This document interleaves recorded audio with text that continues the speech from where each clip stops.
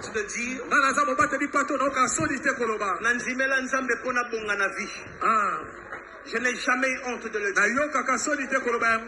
Je n'ai jamais honte de dire. Nanzimela nzambe pour ne jamais vivre dans la pauvreté. Amen, amen. Je suis le pasteur qui n'a pas honte de dire. Moi, j'ai reçu Jésus-Christ Seigneur comme sauveur dans ma vie. Pour que j'ai eu jamais de problème de documents.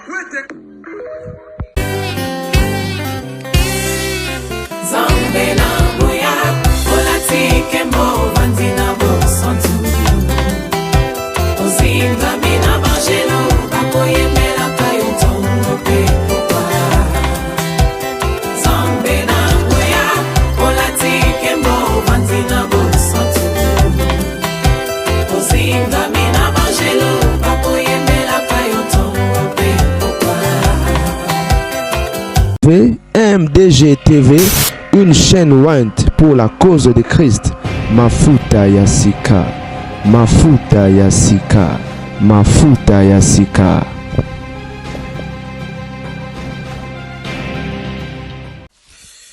Et mbote bandeko babolingo.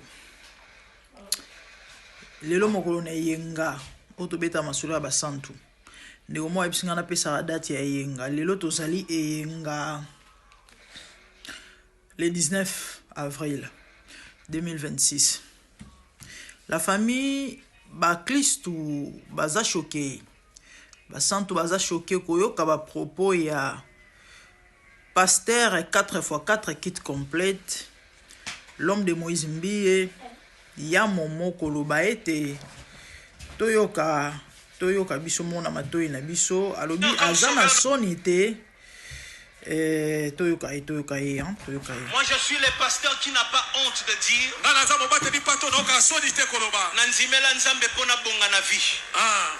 Je n'ai jamais eu honte de le dire. Andimela nzambe po abonga na vie.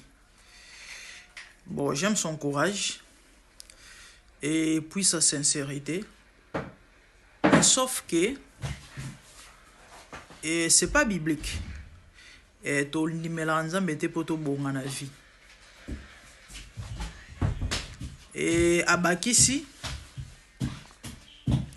andimela nzambe te po azala mobola. To ndimela nzambe te poto zala ba riche. Et na Bible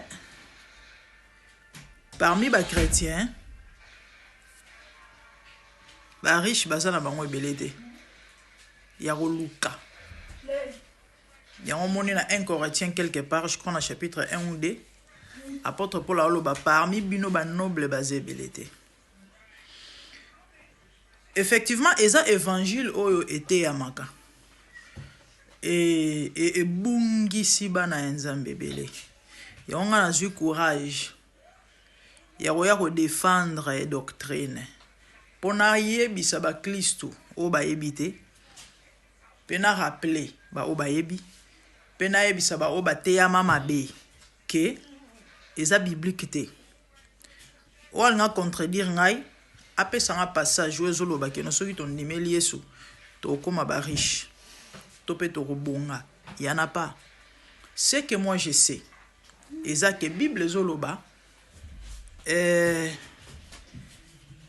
muto andimeli Yesu to muto azana Yesu a ozanga te. Ok? Eza différent. Kozala riche, ko bonga na kozanga te. Ya omoni David azoloba, j'ai été jeune, j'ai vieilli, je n'ai vu aucun juste abandonné ni sa postérité mendia son paix.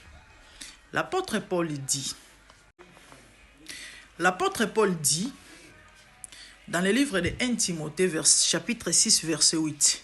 Laissez-moi lire ça, eza tellement kitoko, on a récité en côté.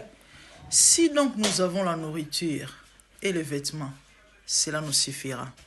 Verset 9. Mais ceux qui veulent s'enrichir tombent dans la tentation, dans les pièges et dans beaucoup de désirs insensés et pernicieux qui plongent les hommes dans la ruine et dans la perdition. C'est ce que nous voyons aujourd'hui. Ba serviteur est belé le ba simbi kisi. Eza à cause de l'évangile. Ya kondimela Yesu pona ko bonga, ya kondimela Yesu pona ko koma riche, etant waye kati na Yesu libonga ezate richesse ezate du coup amane lukongo na banzela mususu Paul aza clair soki toza na rolia na rolata parce que bilia epesa nzoto makasi et permettre yo osala mouvement otambola oteya osala nyonso okosala so nzoto lete nzoto za faible oza na incapacité osala quoi que ce soit mais soki nzoto le oza na makoki ya osala nyonso okosala ya liboso elamba eza po zipa bolumbu ok parce que soki mutaxe eza libanda c'est une honte il faut bolumbu ezipama so nale nalati ka moi chemise na ngai ya njau nalati soki pantalon soki ya forme nini na sapatu ekoki. Je ne dis pas que c'est un péché kozala na bozui. Bible zoloba soki muto azana bozui, c'est un don de Dieu. Eza ngolu, eza grâce. So ozana ngote eza lisumu te. Osali pe mabe moko te. Obomi pe mutu te. Parce que le faire kozala riche, ezo garantir kimia na mokilité ni lo la lobby. OK? Soki tozana rolena ya kolata ekoki. Mais bato balingi ba koma bato na bozui. La parole de Dieu est claire. Bato na ba piège, bato na ba tentation, ba kenda kana ruine pe na perdition. Combien de serviteurs de Dieu lelo ba bungi likolo évangile. Nulle part recommandé na Bible. Que so on dimeli Yesu. To peso yekati na Yesu okoma moto mozui. Eza ba évangile ba te biso kala. Pe ba continuer côté ya lelo. Ndeko ya kana Yesu okozwa mbongo okozwa mapangu okozwa libala okozwa mukanda okozwa eloko songolo pakala Paul ayaka na Yesu abalaka wapi bon peut-être c'est un cas exceptionnel mais koya na Yesu ezalaka pona bomengo na bozui ya mokili te tondimela Yesu pour le salut de notre âme. Hein? Voilà, pour la salut à âme. Et en mon Bible, les va chercher premièrement le royaume des cieux et les restes et koyanango. Tant déjà Yesu a vendu, ils a déjà garanti au biki et à pourvoir parce que à roti kayote ma combien zoloba. Psaume 33 versets 18 à 19 nalinga passage. Voici l'aide de l'Éternel et sur ceux qui le craignent, sur ceux qui espèrent en sa bonté, afin d'arracher leur âme à la mort et de les faire vivre au milieu de la famine. Dieu, nzamba s'assura kake, ozan a lipate, posa na makasi au servir. Et bozui, yana on mabete, mais yeba ke bozui, et bungi sape bato ebele. Nzamba kopambola to pa kopesa soka sepeli to pe soka lingi et surtout que soki intérêt neza na kati soki nzamba omona na intérêt za richité a opesa ngote et so luki on a ndenge na yo c'est comme ça que bato ba se garaka en tout cas mingi rolobezali mais pona zala mokuse maloba ya momo alobi ke ya ndimela Yesu po abonga na vie po azala mobola te eza biblique te tondimela Yesu pona yango te et nulle part commis na Bible que so ndimela Yesu eza garantie que yo oza moto bozui to pe ozala mobola te parmi des chrétiens ba pauvres baza ebele eza na Bible eza la de nos jours et eza na ngo malédiction te et ya na ngo malédiction te quand je dis pauvre et linge lo baté que non moto salara 5 jours alia kate non c'est pas ça OK c'est pas ça le fait que azana en abondance te au cause à pauvre, mais au lire tous les jours. Aux pauvres, il y a des pauvres qui mangent 3 fois par jour. Aza pauvre, maliaka. Et à la taranae lamba, na niveau naïe, mais aza na mobola. Et Yesu yemoko azala richité. Na mokila batuta wayaka.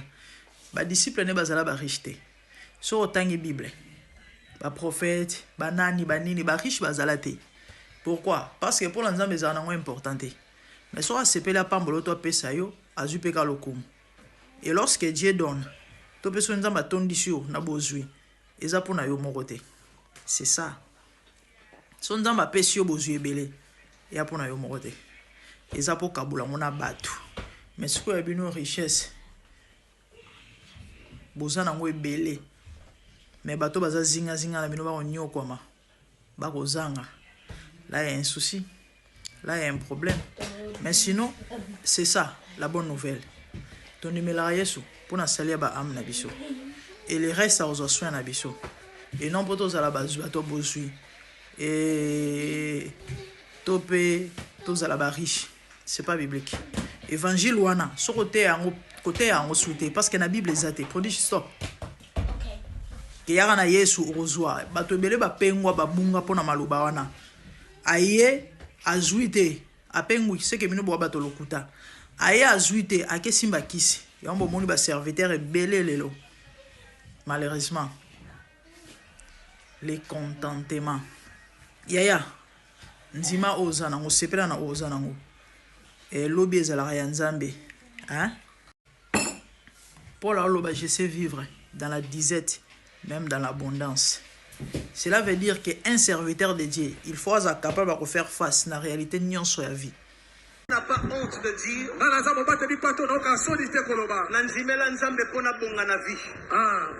je n'ai jamais eu honte de le dire. Je n'ai jamais honte de dire pour ne jamais vivre dans la pauvreté. Amen, amen. Je suis le pasteur qui n'a pas honte de dire. Moi, j'ai reçu Jésus-Christ Seigneur comme sauveur dans ma vie. Je n'ai jamais de problème de documents. Je vis le Seigneur assis sur un trône très élevé, et les pans de sa robe remplissent les temples. Des séraphins s'étaient au-dessus de lui et criaient l'un à l'autre, disaient Saint, Saint, Saint est l'Éternel des armées.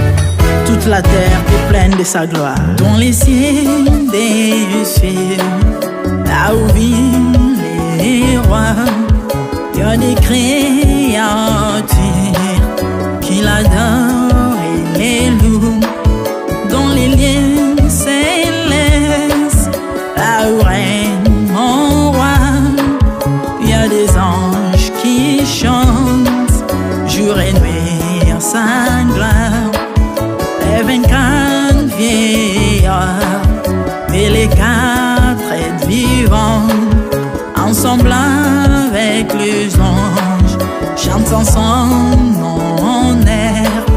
Ils ont réussi l'ordre d'adorer les rois, car il est l'unique, le seul vrai Dieu. Seigneur, reçois favorablement les paroles de ma bouche, car les portes furent ébranlées dans leur fondement par la voix qui retentissait, et la maison s'était remplie de fumée. Glorifie-toi. Dans les cieux, sur la terre, même sous la terre, toute langue confesse que Jésus est Seigneur, car il est élevé au-dessus de toutes choses, et son nom est au-dessus de tout nom. Jésus, je m'avance devant toi, oh mon Dieu, mon roi, unissant ma voix avec ceux des anges, en jetant nos couronnes et des coupes pleines de parfums odoriférants, nous rendons gloire.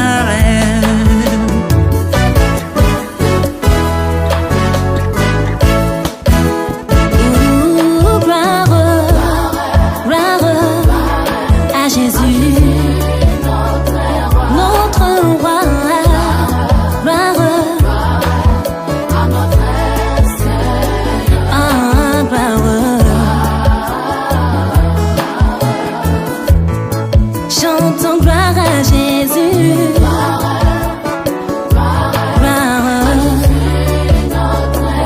Notre Seigneur, gloire plus haut des cieux.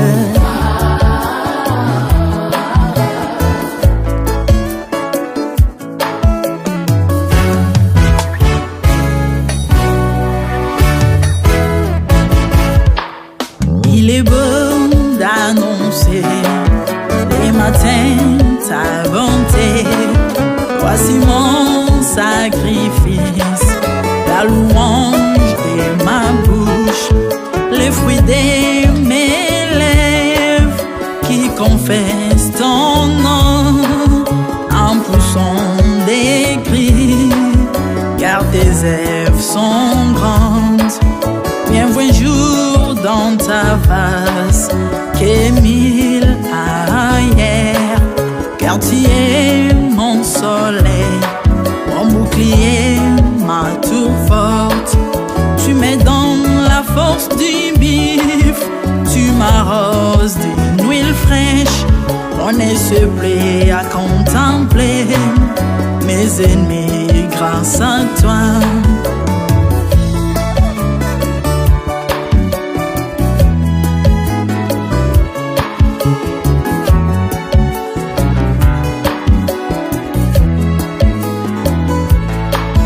Je prospère dans tes parvis, je porte des fruits, même dans ma vieillesse, plein de sève verdoyant, comme le palmier les justes croissent, et s'élèvent comme les cèdres du Liban planté dans les jardins de Dieu. Dieu de vengeance s'élève pour venger mes ennemis.